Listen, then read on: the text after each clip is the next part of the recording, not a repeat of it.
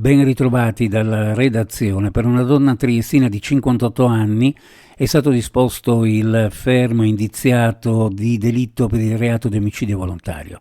La donna accusata di aver ucciso Isabella Tregnaghi, 89 anni, le avrebbe tagliato la gola nella casa di quest'ultima in via delle Beccherie a Trieste. La convalida del fermo è stata decisa al termine dell'interrogatorio condotto dal procuratore facente funzioni della Procura della Repubblica di Trieste Federico Frezza e dei sostituti incaricati delle indagini Ilaria Iozzi e Andrea Laganga.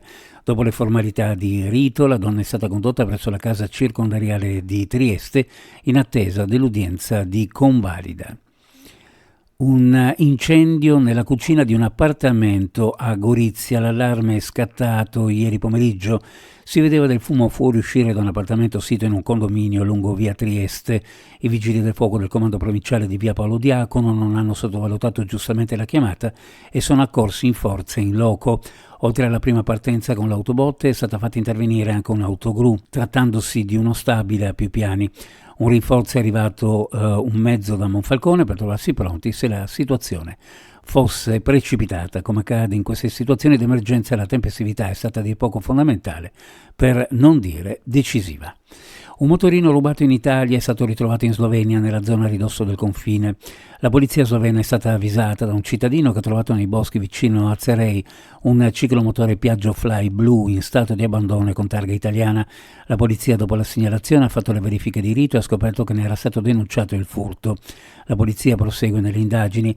Il ciclomotore non è altro che uno dei tanti attenzionati, soprattutto nelle zone della vicina Muggia, da ladri d'oltre confine che arrivano nella cittadina rivierasca attraverso i valichi minori, per poi risalire con i mezzi rubati dagli stessi transiti che non sono presidiati.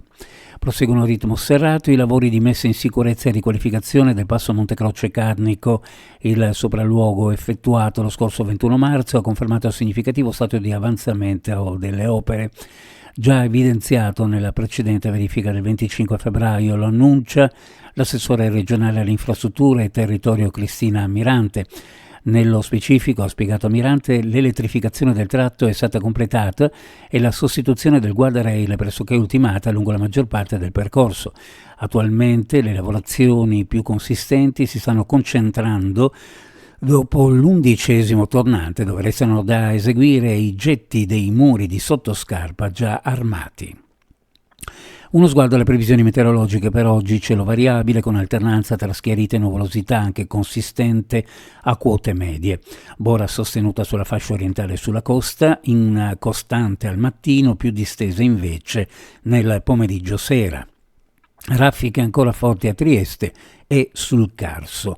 Vento da nord-est in quota con possibili raffiche sostenute. Per quanto riguarda le temperature, le minime in pianura fra 4 e 8 gradi, sulla costa fra 8 e 11, le massime in pianura fra 16 e 19 e sulla costa fra 14 e 17 gradi centigradi. Previsioni a cura di ARPA e FVG Meteo. Ed è tutto per il momento con l'informazione. Grazie per averci seguito. Alla prossima edizione.